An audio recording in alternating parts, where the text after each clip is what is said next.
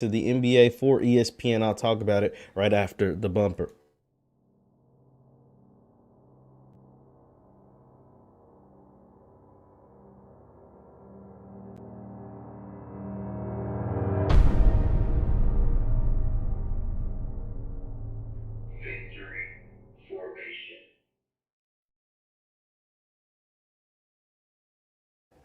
What's good people? Jeff Lightsy Jr. here with the Black Boss channel and Victory Formation. Be sure to hit the thumbs up button, like, share, subscribe, and the notification bell because we upload every single day. And don't forget October 29th through November 1st, the All Black National Convention. Come meet me and a boatload of other guest hosts down there at the Omni in Orlando, Florida. That's October 29th through November 1st, the All Black National Convention. Get your tickets now. But I'm here today to talk about Malika Andrews and how she is now the new face of NBA on ESPN. Malika Andrews takes over. She'll have a new show called the NBA Today. I'm going to read from Yahoo News because you guys know I love Yahoo Sports, Yahoo News, all that stuff. NBA Today will premiere next month.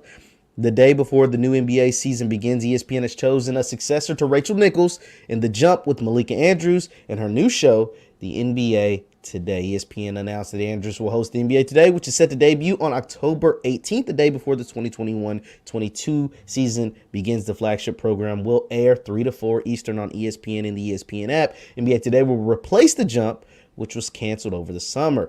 Andrews' new hosting duties are a part of her new multi-year contract extension with the ESPN.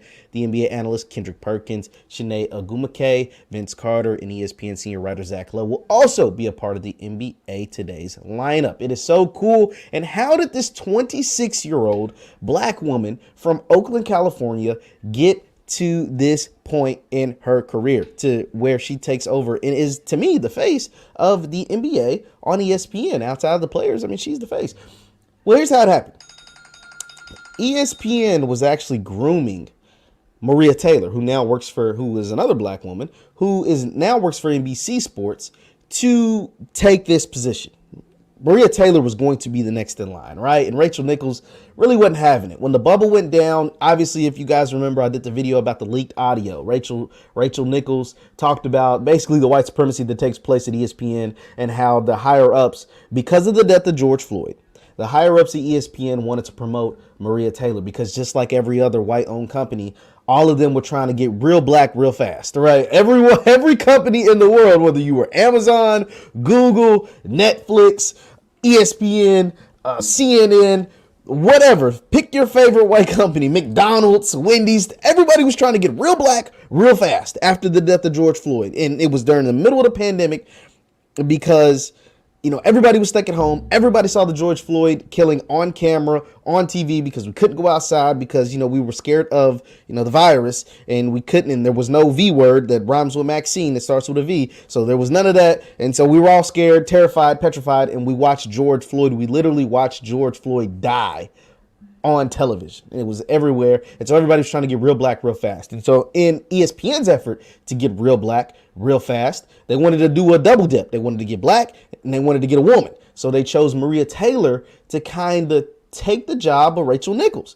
And Rachel Nichols wasn't having it. She was pissed, right? She was mad because she knew that ESPN was only doing this because Maria Taylor was black and because George Floyd had just died. If those things were not the case, Maria Taylor would not have taken Rachel Nichols' job, because that's essentially what happened. Maria Taylor got Rachel Nichols' job, or at least the job that Rachel Nichols thought she had was hers, was promised, or whatever. And so the audio came out of Rachel Nichols complaining about this to another dude that was laughing, and she called it like a racial hire or whatever. Maria used that to her advantage, leveraged it to get a big deal over NBC. And the leaked audio cost Rachel her job. And the audio was leaked allegedly by a black woman who worked for ESPN back in the control center because Rachel never turned off her mic when she was down in the bubble in Orlando. So all of that, like I said, Maria moves on, leverages that audio to get her a big deal over at NBC. That audio cost Rachel a job, so she gets fired. Boom. And that leaves open the spot that comes in and swooped in by a supremely talented 26-year-old black woman from Oakland, California. So that is how Malika Andrews, who's one of the most talented people at ESPN, 26 years old, black woman, comes in, and now she has her own show, that will replace Rachel Nichols' show at 26 years old on a multi-year deal, and it's dope. Congratulations to her. I'm looking forward to see how the show lays out, because I'm not even gonna lie, Rachel Nichols in The Jump was pretty good. So it is going to be a tough act to follow. It's going to be interesting to see how her chemistry meshes with Vince Carter, who is still learning the ropes. Kendrick Perkins, who can have a lot of hot takes, but is really good for television. Zach Lowe, who is very knowledgeable. And Chene Agumake, who is really good for TV as well. So I'm interested to see how this goes.